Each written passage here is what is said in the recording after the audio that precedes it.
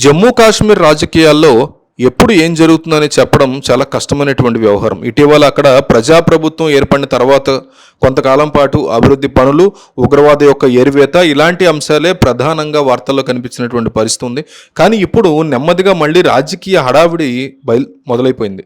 హజరత్ బల్ ప్రాంతంలో ఉన్నటువంటి షేక్ అబ్దుల్లా సమాధి వద్ద జరిగినటువంటి నేషనల్ కాన్ఫరెన్స్ పార్టీ సమావేశంలో జమ్మూ కాశ్మీర్ ముఖ్యమంత్రి ఉమర్ అబ్దుల్లా చేసినటువంటి వ్యాఖ్యలు ఇప్పుడు తీవ్ర దుమారం రేకెత్తిస్తున్నాయి. తమ ప్రభుత్వాన్ని పడగొట్టేందుకు తెర వెనక ఆపరేషన్ లోటస్ జరుగుతోంది అంటూ ఆయన తీవ్రమైనటువంటి ఆరోపణలు గుప్పించారు. తమ పార్టీకి చెందినటువంటి ఒక్కొక్క ఎమ్మెల్యేని కొనడానికి 20 కోట్ల నుంచి 30 కోట్ల రూపాయల వరకు ఆఫర్ చేస్తున్నారు అని, అమ్ముడుపోయే వారికి మంత్రి పదవులతో పాటు జమ్మూ కాశ్మీర్కి తిరిగి పూర్తిస్థాయి రాష్ట్ర హోదా ఇప్పిస్తామని హామీలు కూడా ఇస్తున్నట్టు ఆయన పేర్కొన్నటువంటి పరిస్థితి ఉంది.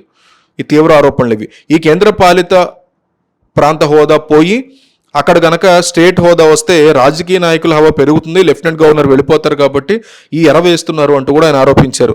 అయితే ప్రస్తుత అసెంబ్లీ సీట్ల యొక్క లెక్కలను పరిశీలిస్తే జమ్మూ కాశ్మీర్లో ప్రభుత్వాన్ని పడగొట్టడం అనేది అంత ఈజీ విషయం ఏమీ కాదనేది మనకు అర్థమవుతుంది అబ్జర్వ్ చేస్తే. అక్కడ మొత్తం 90 అసెంబ్లీ సీట్లు ఉంటే మెజారిటీ సాధించడానికి 46 సీట్లు అవసరం అవుతాయి. 46 ఉన్న వాళ్ళే గవర్నమెంట్ ఫామ్ చేస్తారు. ప్రస్తుతం అధికారంలో ఉన్నటువంటి పార్టీ దాదాపు 42 సీట్లు వాళ్ళకే ఓన్గా ఉన్న పరిస్థితి ఉంది. వీరికి తోడుగా బద్గాం నుంచి గెలిచినటువంటి సిపిఎం నాయకుడు మహమ్మద్ యూసిఫ్ పరిగమే బేషరతుగా మద్దతు ప్రకటించాడు. దాంతో 43 సీట్లు అయిన వాళ్ళకి. అలాగే కాంగ్రెస్ పార్టీకి చెందినటువంటి 6 ఎమ్మెల్యేలతో పాటు కొందరు స్వతంత్ర అభ్యర్థులు కూడా వీళ్ళకి సపోర్ట్ ఇస్తున్నారు. చిన్న చిన్న పార్టీలు కూడా సమర్థిస్తున్నాయి. సో ఉమర్ అబ్దుల్లా ప్రభుత్వం దాదాపు 50 సీట్లను దాటి చాలా పటిష్టమైనటువంటి స్థితిలో ఇప్పటికే ఉంది. మరోవైపు వ్యతిరేక వర్గంలో ఉన్నటువంటి బీజేపీకి కేవలం 29 సీట్లు మాత్రమే ఉన్న పరిస్థితి అక్కడ ఉంది.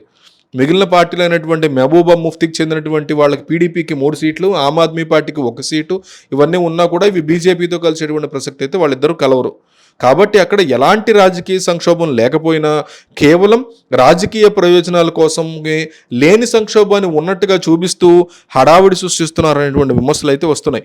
కాశ్మీర్ లోయకు చెందినటువంటి రాజకీయ నాయకులు ప్రాంతాన్ని బట్టి తమ మాటల్ని మారుస్తూ ఉంటారనేటువంటి విమర్శలు కూడా ఉన్నాయి. కాశ్మీర్ లోయలో ఉన్నప్పుడు ఒక రకమైనటువంటి భాష మాట్లాడుతూ ఆర్టికల్ 370 గురించి ఆవేశంగా ప్రసంగిస్తూ తమ ప్రభుత్వాన్ని తాకితే ప్రళయం వస్తుందని హెచ్చరించినట్టుగా చెప్తున్నారు. అదే నాయకులు జమ్మూ ప్రాంతానికి రాగానే వారి ధోరణి 50% మారిపోతుందని చెప్తున్నారు. అక్కడ హిందువులు ముస్లింలు కలిసి జీవించాలి అని, అందరం ఒకటేనని చాలా సాఫ్ట్గా మాట్లాడేటువంటి పరిస్థితులు కనిపిస్తూ ఉంటాయి. ఇక వీళ్ళు ఢిల్లీకి వెళ్ళినప్పుడు పూర్తిగా దేశభక్తులుగా మారిపోయి కాశ్మీర్ భారతదేశంలో అంతర్భాగమే అంటూ ప్రకటనలు చేస్తూ ఉంటారు. ఇలాంటి 3-4 నాలుకల ధోరణి అనేది కాశ్మీర్లో ఎప్పటికప్పుడు కనిపిస్తూనే ఉంటుందని విశ్లేషకులు భావిస్తూ ఉంటారు. కేంద్ర ప్రభుత్వ వ్యూహాత్మక చర్యలు అబ్జర్వ్ చేస్తే ముఖ్యమంత్రి ఉమర్ అబ్దుల్లా ఇలాంటి ఆరోపణలు చేయడానికి అసలు కారణం ఏంటంటే కేంద్ర ప్రభుత్వం ఇటీవల కాలంలో కాశ్మీర్లో ఏం చేసిందంటే వేర్పాటువాద ఉగ్రవాద నెట్వర్క్ మీద తీసుకుంటున్నటువంటి కఠినమైన నిర్ణయాలే దీనికి కారణం అని చెప్తున్నారు బీజేపీ సపోర్టర్లు.